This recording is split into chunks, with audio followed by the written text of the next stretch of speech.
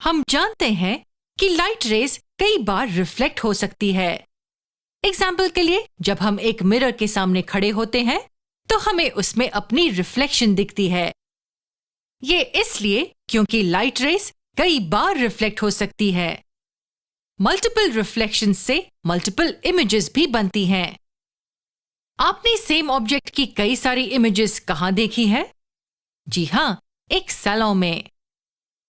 जब हम एक सैलून में बैठे होते हैं तो आमतौर पर हम देखते हैं कि दो पैरेलल मिरर्स हमारे सीट के ऑपोजिट साइड्स पर दीवार पर लगे होते हैं, एक हमारे सामने और दूसरा हमारे पीछे। लेकिन पीछे लगे मिरर का क्या यूज है? वो हमें सामने के मिरर में हमारे सिर के पीछे की इमेज को देखने में मदद करता है। हम हमारे सिर के सामने और पीछे की इमेज को सामने लगे मिरर में देख सकते हैं। लेकिन क्या हम दोनों की एक एक इमेज ही देखते हैं? नहीं, हम दोनों ही सामने और पीछे की इन्फिनिट इमेजेस देख पाते हैं। ये वो ही इमेजेस की लाइन है जो चलती रहती है और दूरी के साथ फेड हो रही है। तो हम कह सकते हैं कि जब मिरर्स एक दूसरे से पैरेलल रखे जाते हैं तो इन्फिनिट इमेजेस बनती हैं। ये इसलिए क्योंकि मल्टीपल इमेजेस लाइट रेज के मल्टीपल रिफ्लेक्शंस का परिणाम है। आप ये सेम एक्सपेरिमेंट घर पे भी टेस्ट कर सकते हैं। कोई भी दो छोटे आइडेंटिकल रेक्टेंगुलर मिरर्स लें और उन्हें एक दूसरे से पैरेलल रख दें।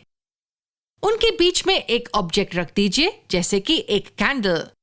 आप कैंडल्स की इन्फिनिट इमेजेस देखेंगे। ऐसा क्यों होता है? जैसा कि हमने पहले कहा, मल्टीपल इमेजेस लाइट रेज के मल्टीपल रिफ्लेक्शंस का परिणाम है।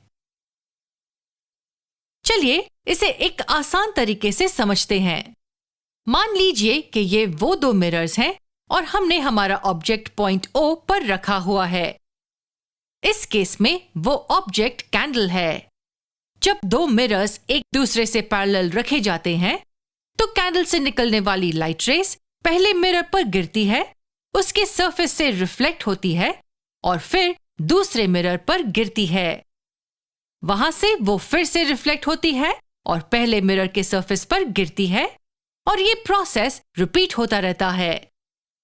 दोनों मिरर से लाइट रेज के रिफ्लेक्शन से ऑब्जेक्ट की कई इमेजेस बनती हैं।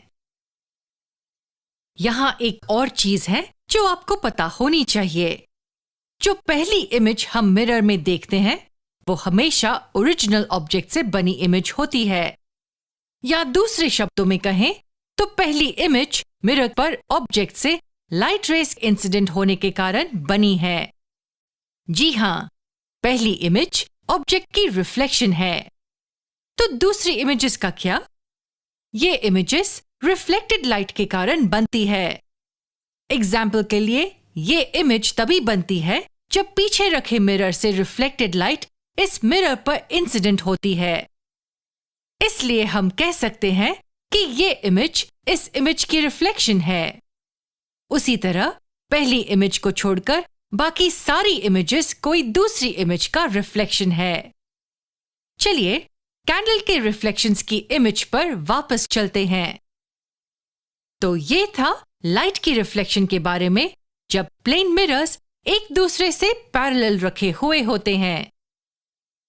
अब क्या होगा अगर हम दो मिरर्स को एक दूसरे से परपेंडिकुलर रख दें तो? आंसर बहुत इंटरेस्टिंग है और इसे समझने के लिए आपको हमारा अगला वीडियो जरूर देखना होगा।